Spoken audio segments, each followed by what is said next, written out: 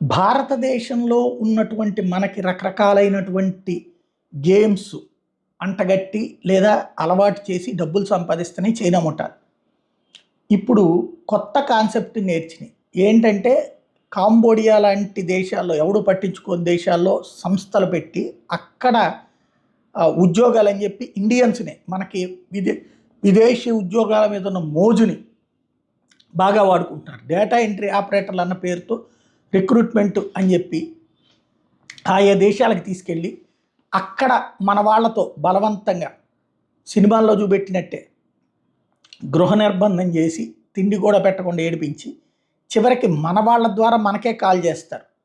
మన ఈ కాల్ సెంటర్లు నిర్వహిస్తారు. అట్లాగే ఈ అక్రమంగా సైబర్ క్రైమ్స్ చేపిస్తారు.